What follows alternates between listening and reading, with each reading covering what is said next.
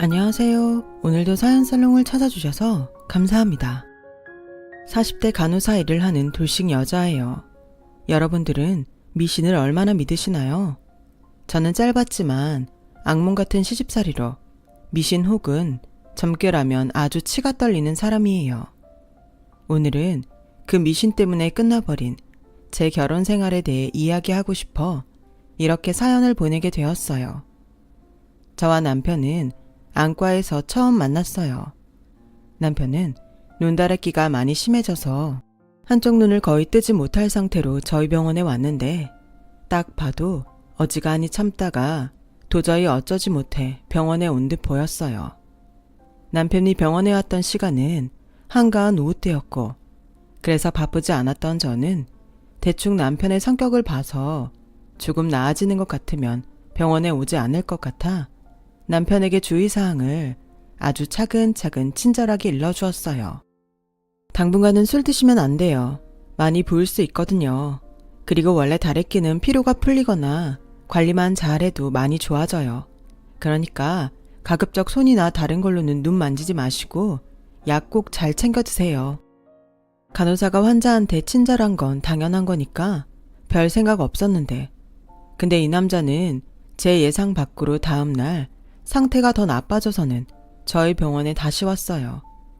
보통은 이런 일이 없기에 저는 너무 놀랐고 남편은 놀란 저에게 이상하게도 쑥스러운 듯 웃어 보였어요. 순간 이상한 촉이 느껴졌고 알고 보니 이 남자는 저의 친절한 모습에 홀딱 반해서 그날 밤 다시 병원을 오기 위해 제가 하지 말라는 짓은 다 했더라고요. 저는 조금은 극단적인 남편의 모습에 처음엔 당연히 비호감이었지만 근 1년 동안 한결같이 저만 바라보며 제 마음을 얻기 위해 부단히 노력하는 남편에게 조금씩 마음이 움직이기 시작했어요. 그렇게 남편의 마음을 받아주고 본격적으로 연애가 시작되니 남편은 저에게 하늘의 별도 따다줄 것처럼 정말 저에게 잘해주었고 주변 친구나 병원 간호사 동료들은 그런 남편을 보고 저에게 마치 서로 짝이라도 한 듯 이렇게 말했어요. 여자는 아무리 그래도 나 좋다는 남자 만나야 행복해. 나 봐. 우리 채원이 아빠 내 한마디면 자다가도 벌떡 일어난다니까. 내 주변에 지가 좋다는 남자 만나다 상처받고 연애 못하는 애 여럿 있다. 은지 넌 무조건 너 좋다고 하는 그 남자 잡아. 그 즈음이었어요. 당시 유행하던 독감에 걸린 저는 병원 출근도 하지 못하고 고열과 근육통에 시달리고 있었는데 남편은 만사 다 제쳐두고 저를 간호하러 왔더라고요. 그때 당시 저는 지방에서 홀로 올라와 자취를 하고 있었는데 그때 남편의 지극정성한 모습에 저는 주변 사람들 말처럼 나를 이렇게 끔찍이도 생각하는 이 남자를 잡아야겠다는 생각이 들었어요. 누군가 그랬나요? 결혼은 타이밍이라고요. 지금 생각해보면 그때 당시 저와 남편은 그 타이밍이라는 것이 맞았던 것 같아요. 남편은 당시 시부모님과 함께 생활을 하고 있었는데 간호사 며느리 본다고 시부모님이 모두 저를 참 많이 반겨주셔서 결혼해도 아무 문제 없이 잘 지낼 수 있을 거라는 막연한 생각도 들었어요. 그런데 조금 이상하게 예비 시어머니는 초면인 저에게 태어난 시가 몇 시인지 혈액형은 뭐고 태몽은 뭐였는지 등 조금은 특이한 것들을 아주 심하게 궁금해하시더군요. 나중에 제가 좀 이상하게 생각할까봐 남편은 걱정이 되었는지 저에게 이렇게 말했어요. 우리 엄마가 안 그러셨으면 좋겠는데 미신이나 점 보는 걸 꽤 좋아해. 남편은 기독교 신자인 제가 거부감을 보일까 조심스럽게 말했어요. 하지만 전 그건 뭐 흔히 그 연세 어른들이 그러실 수 있다고 생각해 가볍게 넘겼어요. 제가 아무리 천주교 신자라 하지만 제가 강요하는 것도 아니고 당신이 좋아서 하시는 건데 그걸 뭐라고 할 수는 없다고 생각했거든요. 하지만 이런 저의 생각은 결혼식을 무사히 마치고 신혼여행을 가기 위해 공항으로 향할 때부터 깨지기 시작했어요. 시어머니는 결혼식 이후 그 미신과 점 때문에 슬슬 넘지 말아야 할 선을 넘고 계셨거든요. 첫날 밤은 꼭 자정을 넘기고 보내라. 내가 믿는 백도사님이 니들 첫날 밤은 꼭 결혼식 다음날 좋다고 하셨어. 그리고 이거 첫날 밤 치르고 베개 밑에 넣고 자라. 다 니들 좋으라고 내가 챙기는 거니까 꼭 시키는 대로 해라. 그럼 잘 다녀오느라. 시어머니는 제 손에 부적이 든 봉투를 주시며 신신당부하셨어요. 남들 눈엔 신혼여행 가는 며느리에게 시어머니가 용돈이라도 주는 줄 알았겠지만 저는 부적이 든 이 봉투를 받아들고 애써 웃는 얼굴로 그 자리를 떠나야 했어요. 남편은 제가 받아온 부적을 보고 대수롭지 않게 생각하며 내가 말했잖아. 우리 엄마 미신 좋아한다고. 그냥 공항에 가다가 적당히 버려. 라더군요. 저는 남편 말대로 그냥 버릴까 하다가 다 니들 좋으라고 내가 챙기는 거야. 라고 하셨던 시어머니 생각에 차마 몰래 버릴 순 없겠더라고요. 그래서 에이 어려운 일도 아닌데 라고 저도 대수롭지 않게 생각했고 그날 저녁 시어머니가 하라는 대로 했어요. 그 첫 단추가 잘못이었을까요? 당신의 말을 잘 듣는 며느리가 좋으셨는지. 이후 시어머니는 풍수지리에 맞는 인테리어라며 제가 이미 다 꾸며놓은 신혼집을 당신 손으로 싹 다 바꿔 놓으셨고 안방 벽에는 날짜별 빨간 동그라미가 쳐져 있는 대형 달력까지 떡하니 걸어 놓으셨어요. 그리고 그 달력 동그라미 아래는 이제 막 신혼인 제가 보기에 나 뜨겁게 부부관계하는 날이라고 적어 놓으셨더라고요. 저는 제 의도와 상관없이 달라진 신혼집을 보며 계속 기가 막혀서 말이 안 나왔어요. 남편은 금방이라도 터질 것 같은 제 상태를 감지했는지 얼른 자기 어머니한테 전화를 걸었고 시어머니에게 화를 냈어요. 엄마, 도대체 왜 여기까지 와서 엄마 마음대로 해집고 가? 여긴 우리 집이잖아. 장가 가면 넌 남이니? 우리 집 같은 소리 하네. 엄마가 다 니들 좋으라고 해놓은 거잖아. 나쁜 건 들어오지 말고 좋은 기운만 받으라고 애써 꾸며줬더니 잔말 말고 이따 저녁 때 저녁 먹으러 와. 끊는다. 그때 예감했어요. 시어머니의 맹목적인 미신사랑은 곧 제 생활도 침범할 거라는 것을요. 저는 이대로 가면 골치 아파질 것 같다는 생각에 이제 갓 결혼했음에도 불구하고 시어머니와 거리를 두기로 했어요. 그래서 그날 저녁에 저는 집에 가지 않고 남편만 시댁에 보냈는데 시어머니는 그런 제가 도리도 모르는 괘씸한 며느리라며 그날 남편을 집에 보내지 않으시지 뭐예요. 보내지 않은 시어머니와 안 보낸다고 오지 않은 남편에게 저는 화가 났어요. 그 느낌은 마치 소박을 맞은 듯한 기분이었거든요. 저는 마침 저희 부부가 혼인신고 전이라는 것이 떠올랐고 남편에게 바로 지금 당장 오지 않으면 이 결혼은 없던 걸로 하자고 메시지를 보냈어요. 남편은 메시지를 확인했는지 30분도 채 되지 않았을 때 신혼집으로 헐레벌떡 돌아왔어요. 저는 남편의 모습을 보니 또 화가 나서 이렇게 따졌죠. 어떻게 신혼여행 다녀와서 하루도 지나지 않았는데 집에 안 올 수 있어? 그야 일 크게 안 만들려고 그랬지. 내가 계속 말했잖아. 우리 엄마 미신 좋아한다고. 엄마는 자신이 뭘 잘못했는지 몰라. 그거 일일이 상대하면 자기만 피곤하고 좋을 게 없어. 그래서 내 선에서 잘 끝내보려고 오늘은 그냥 맞춰드리려고 했지. 남편은 시어머니와 저 사이에 난처한 듯 보였어요. 하지만 저는 저대로 매사 일을 크게 만들지 않기 위해 시어머니를 맞춰드려야 한다는 생각에 그날 밤 화가 쉽게 풀리지 않더라고요. 그날 이후 남편은 제 눈치를 보기 시작했어요. 결혼한 지 얼마나 됐다고 제 눈치 보는 남편 때문에 이번 한 번은 제가 접고 넘어가야겠다고 생각했어요. 그렇게 저희 결혼 생활은 출발부터 이상하게 삐걱거리기 시작했고 시어머니는 본격적으로 제 영역으로 미신의 영향을 미치기 시작했어요. 이거 먹어라. 이게 아들 낳는 체질로 만들어준단다. 어머니, 이게 뭔데요? 건강원에서 지어온 거야. 설마 내가 너 못 먹는 걸 먹으라고 하겠니? 그러니까 이 안에 뭐가 들었냐고요, 어머니. 거참, 뭘 그렇게 따지길. 그냥 어른이 먹으라고 하면 네 하고 먹으면 돼. 어머니, 요즘 세상에 알레르기가 얼마나 많은지 아세요? 아무거나 함부로 먹다가는 큰일 나요. 됐다. 먹지 마라. 기껏 지 생각해서 지어왔더니 너 아들만 못 낳아봐. 내가 가만 안 둔다. 우리 집은 손이 귀해서 무조건 아들을 낳아야 해. 가만 안 둔다니. 저는 시어머니의 협박에 표정 관리가 되지 않았어요. 무서운 게 아니라 화가 나서요. 예전에야 아들 한다고 들었지만 전 그게 제 현실이 될 거라는 생각은 추호도 하지 못했어요. 시어머니는 혼자 열이 잔뜩 올라서 저희 집을 나가셨고 저는 너무 화가 나서 친정 언니에게 갔어요. 그리고 시어머니와 있었던 이야기를 하니 저희 언니도 얼굴이 불그락 푸르락 돼서는 이렇게 말했죠. 네 시어머니 나중엔 제주도 돌하르방 가루도 가지고 오는 거 아니냐? 저는 언니의 그 말을 들으니 소름이 다 돋았어요.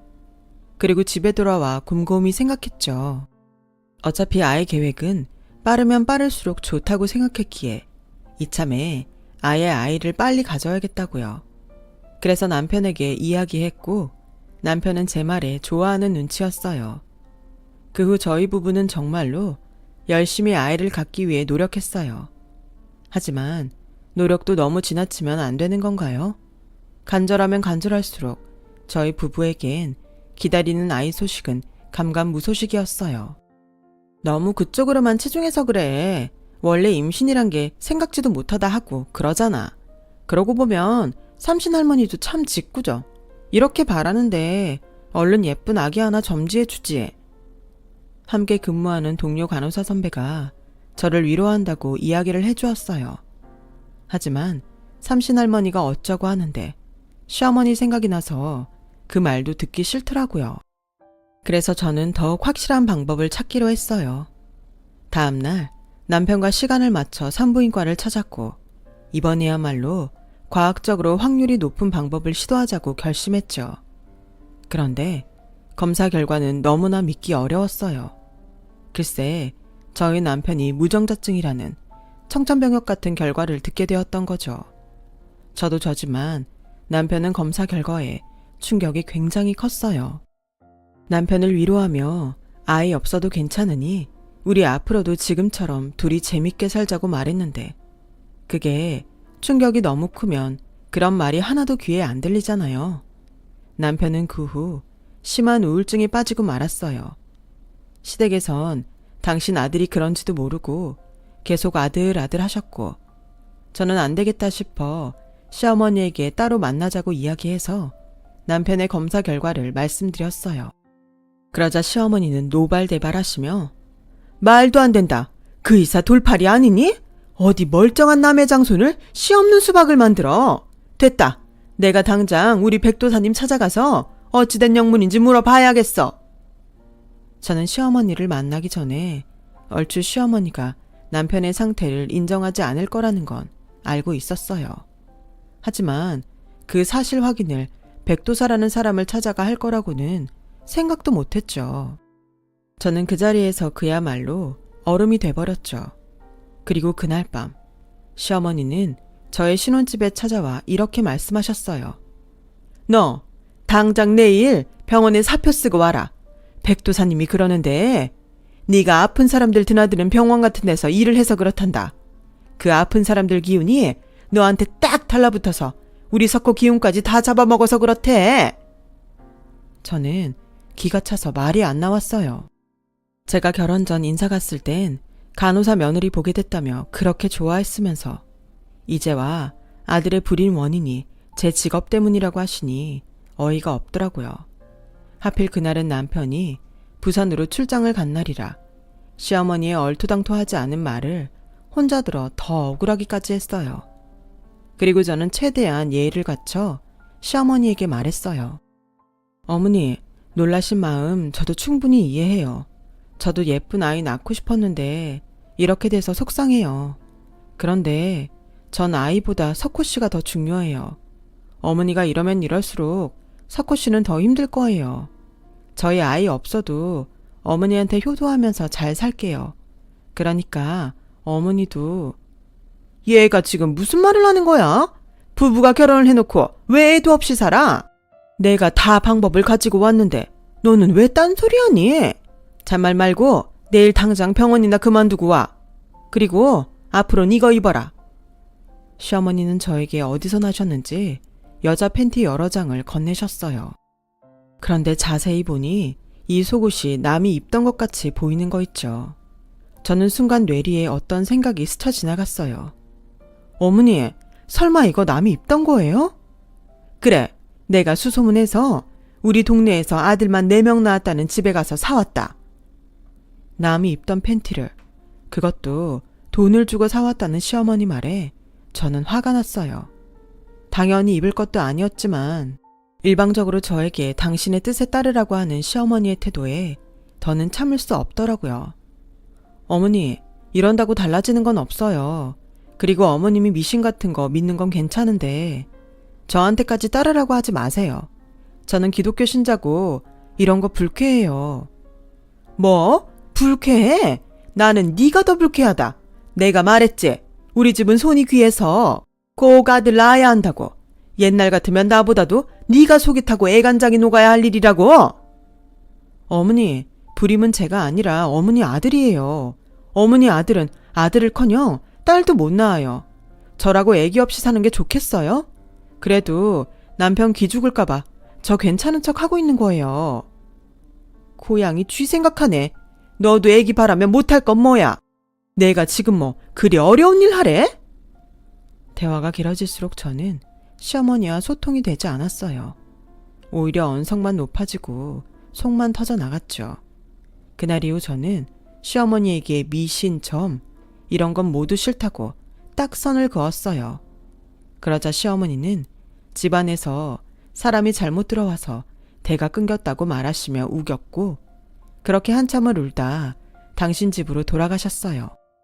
저는 다음 날 좋은 게 좋은 거라고 집안에 뒀던 시어머니의 미신 잔해들을 싹 다 치워버렸고 보란듯이 벽에 큰 십자가를 걸었어요.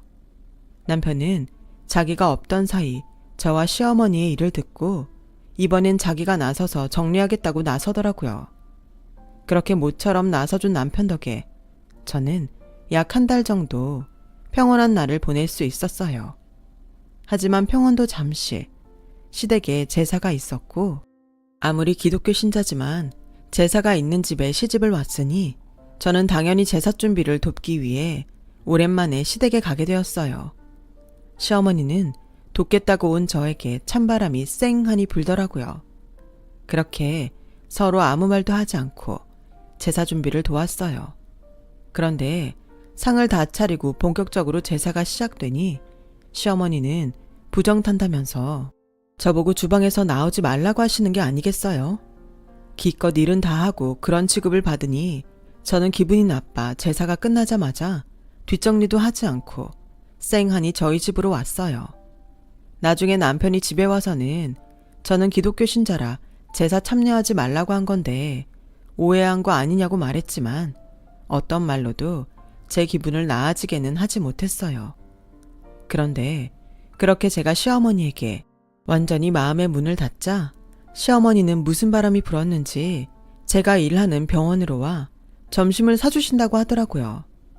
저는 또 이번엔 뭘 가지고 사람 속을 뒤집으려고 그러나 생각했고 내키지 않는 얼굴로 시어머니가 기다리고 있는 식당에 들어갔는데 정말 뜻밖의 시어머니는 저에게 미안하다고 하시는 게 아니겠어요? 내가 그동안 너한테 너무했지. 미안하다. 그래도 네가 미워서 그런 건 아니야. 그냥 속상해서 나도 모르게 심술이 났나 봐. 지난번 제사도 그렇고 마음에 담아두지 마라. 알겠지? 저는 시어머니가 이번엔 정말로 생각을 고쳐드셨나 했어요. 그래서 남편과는 헤어질 생각도 없으니 이번 일은 시어머니의 노력을 봐서 넘어가자고 생각했는데 너 이따 병원 끝나면 나랑 우리 백도사님 만나러 가지 않을래? 그분이 너를 꼭 한번 보고 싶다고 하시더구나. 아무래도 우리 집 일을 다 맡아서 기도해 주시니 너한테도 하시고 싶은 말씀이 있으신가 봐. 저는 내키지 않았지만 시어머니와 모처럼 감정을 풀려고 하는 타이밍에 재를 뿌리고 싶지 않아 알겠다고 했어요. 그리고 솔직히 그 백도사라는 사람이 어떤 사람인지 궁금하기도 했고요. 저는 그렇게 퇴근 후 시어머니와 문제의 백도사라는 사람을 만나러 갔어요. 물이 없어. 아들은 나무인데 물이 없다 보니 다 말랐잖아. 그래서 애기씨도 없는 거고 나중에 말라서 시름시름 앓을 거야. 어머 도사님, 그럼 우리 석호는 어떡해요? 물이 많은 사주를 찾아. 그 사람이랑 가까이 지내면 자손도 보고 아들도 생기를 찾을 거야. 그리고 거기 며느리 그렇게 계속 나를 세우면 나중엔 그 날이 본인을 다치게 해. 성질 좀 죽이고 고분고분 살아. 칼이 무뎌져야 다른 가족들하고 어우러질 수 있어. 백도사라는 사람은 제 생각보다 훨씬 젊은 남자였고 저는 그 남자의 말에 당연히 기분이 나빠 상위에 있던 소금을 한 줌 잡아 그 면상에 뿌려버렸어요. 그리고 이렇게 말했죠. 이 버러지만도 못한 사기꾼, 물 많은 사주를 찾으라니 지금 대놓고 다른 여자 찾으라는 거야? 얘, 너 제정신이니? 어디 도사님한테 언성을 높여? 시어머니는 제 행동에 화들짝 놀라 되려 저에게 뭐라고 하셨어요. 그리고 시어머니의 기세를 등에 업은 백도사는 저를 노려보며 썩 꺼져. 동자님이 지금 노하셨다. 너의 그 오만무도함에 천벌을 내리실 거라고 하시고 있어. 당장 나가. 죄송해요. 제발 노여움을 푸세요. 제가 노여움만 푸신다면 뭐든 할게요. 어머니, 제발 정신 차리세요. 석호 씨한테 들으니 이런 식으로 이 사람한테 갖다 바친 돈도 상당하시던데 이거 다 과학적으로 근거 없는 거 어머니도 아시잖아요. 하지만 시어머니는 제 말은 들리지 않는 듯 보였고 연신 백도사한테 죄송하다며 고개를 몇 번이고 숙이셨어요. 그러면서 이게 다 제 잘못인 듯 저를 원망의 눈으로 보시는데 꼭 보자고 할 땐 언제고 저는 신당이라는 그 방을 한바탕 엎어버리고 싶었지만 시어머니를 생각해서 참고 그 자리를 나왔어요. 시어머니는 연신 앞에 도사와 보이지 않는 신에게 죄송하다고 빌고 또 빌며 나오지 않으셨고요. 저는 밖에서 시어머니를 기다렸어요. 마음 같아선 혼자 가고 싶었지만 그래도 시어머니만 두고 가긴 마음이 좀 그렇더라고요.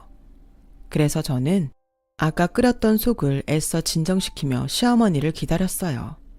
하지만 1시간이 지나고 2시간이 지나가려는데도 시어머니는 나오지 않았고 저는 슬슬 걱정이 돼서 신당 안으로 다시 들어가 봤어요. 그러자 그 신당 안에선 야릇한 분위기가 흘러나왔고 두 사람의 대화하는 소리도 같이 들려왔어요. 저는 이상한 기분에 조심스럽게 신당 문을 열었어요. 그러자 두 사람은 그곳에서 하지 말아야 할 짓을 하고 있더라고요. 저는 놀라 제 입을 틀어막고 뭐에 홀린 듯 동영상을 찍었어요. 자기 말대로 자기 며느리 보통 아니던데 자기 힘들겠어. 말도 말아요. 요즘 내가 쟤 때문에 속병이 다 날 것 같다니까요. 내가 다 낫게 해줄게. 자기는 앞으로도 나만 믿고 내 말만 들어. 전에 이야기한 기도값은 준비돼 가. 그럼요. 이미 다 준비했죠. 역시 우리 자기야. 이리 와. 아, 간지러워요, 도사님.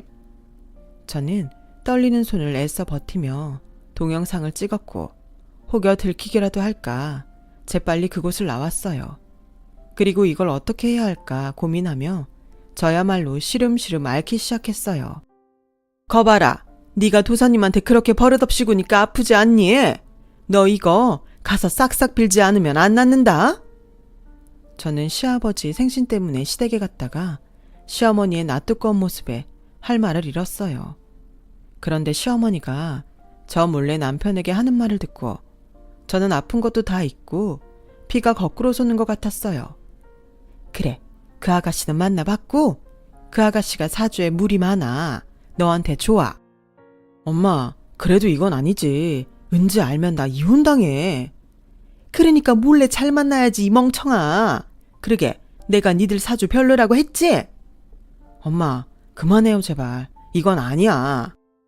아니긴 뭐가 아니야. 그럼 이대로 대 끊어지는 거 보라고? 네 아버지도 벌써 난리야. 니들 애기 소식 없다고. 치료받으면 확률은 낮아도. 치료 같은 소리 하네. 왜 멀쩡하다가 갑자기 불임이래? 이게 다 짝을 잘못 만나서 그래. 그럼 뭐 진짜 이혼이라도 하라고? 누가 이혼하래? 법적인 건 놔두고 그냥 궁합 잘 맞는 여자랑만 가끔 만나보라는 거지.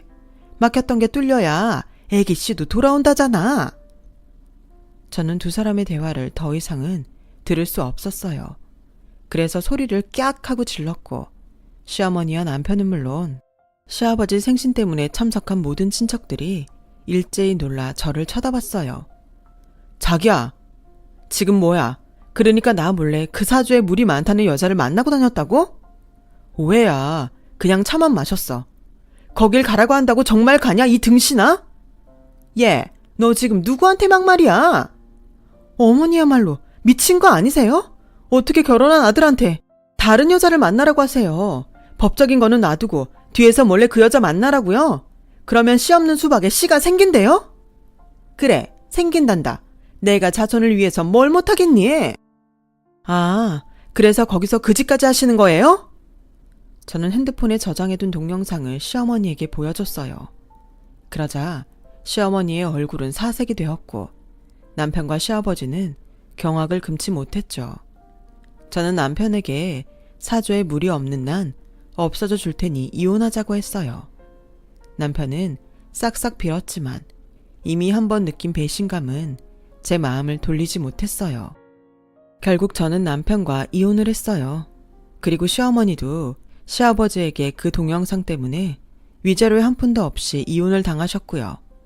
시아버지는 그러고도 성이 풀리지 않으셨는지 저를 찾아와 신당의 위치를 물으셨고 저는 기꺼이 그 신당으로 시아버님을 모시고 갔는데 그때 저는 처음으로 시아버지의 다른 면을 봤어요. 늘 허허하시며 점잖고 인자하기만 하시더니 그 백도사라는 남자의 멱살을 한 손에 들고 정말 바닥에 내리꽂더라고요. 그 와중에 백도사는 저에게 그렇듯 신이 노했다고 헛소리를 삑삑 했는데 시아버지는 그런 백도사에게 소금, 쌀 동전까지 거기 있는 모든 것들을 백도사에게 던지고 신당을 그야말로 풍비박산 내놓으셨죠. 저는 이혼을 했음에도 그 모습에 속이 다 시원해졌어요. 나중에 백도사한테 소식을 들었는지 시어머니는 저를 찾아와 저 때문에 모든 것이 망가졌다고 끝까지 저를 원망하셨지만 저는 평생 그렇게 헛다리만 짚으시고 사시라고 말하고 아무런 미련도 없이 그 집과의 인연을 끊어버렸어요. 그 후 가끔 남편이 미안하다며 용서해달라고 찾아오기도 했지만 어쩌겠어요. 끝나버린 인연인 것을요. 저는 더 이상 힘들고 싶지 않아서 한 결정이니 서로를 위해 존중하자고 부탁했어요. 남편은 근 6개월간 마음을 잡지 못했지만 점차 현실을 받아들였고 얼마 전 새로운 인연을 만나기 시작했다는 소문도 들려왔어요. 저는 진심으로 잘 됐다고 생각해요. 사실 저도 얼마 전에 오랫동안 함께 근무한 의사 남자친구와 조심스럽게 결혼을 전제로 사귀고 있거든요. 그 사람도 한 번의 아픔이 있어 서로 조심스럽지만 두 번째 찾아온 인연은 오랫동안 함께 행복할 수 있겠죠. 부디 이런 제 바람도 이루어지길 바라며 지금까지 제 이야기 들어주셔서 감사합니다. 매일매일이 가까운 사람과 행복한 시간 되시길 바랍니다. 여러분, 사연 댓글에 응원과 현명한 조언 부탁드려요. 좋아요와 구독은 저에게 큰 힘이 됩니다. 오늘도 좋은 일 가득하세요.